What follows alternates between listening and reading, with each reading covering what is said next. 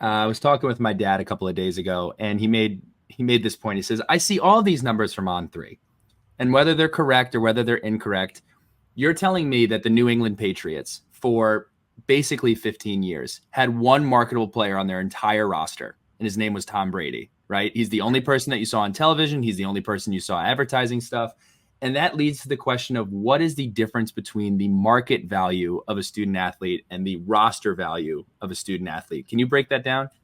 Yeah, so I love this question because I think both are important. And in this space, they go hand in hand. I think what you're seeing with a lot of independently run collectives right now is this more of an idea of roster value, which in the long run is not going to build a sustainable model. So I think you can't talk about roster value and market value without talking about organic and synthetic NIL. And these are two terms that are totally made up in my own brain just to compartmentalize from an advertising standpoint what we're talking about here. So when I say organic NIL, I mean this involves brands and businesses actually creating partnerships with an athlete to leverage the athlete's NIL for marketing purposes.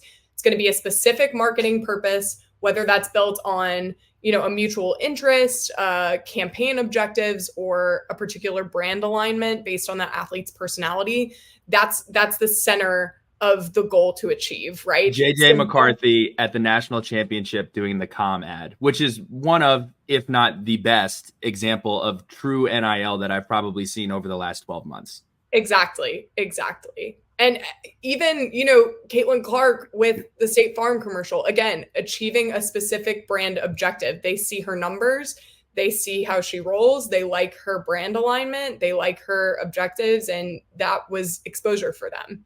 Now, synthetic NIL on the other side is this more transactional booster and fan piece where collectives or boosters are seeking to compensate athletes for specific deliverables that they buy from them, focusing on supporting the athlete and allowing them to receive funds rather than strict marketing goals like companies, brands are going to be searching for. So it's really important for businesses and collectives to be able to maintain the ability to leverage both in order to build a sustainable model. I think you're seeing a lot of collectives lean on that synthetic NIL and lean on a lot of boosters to continue to fund their operations. And it's a very small percentage of people compared to what they could be reaching.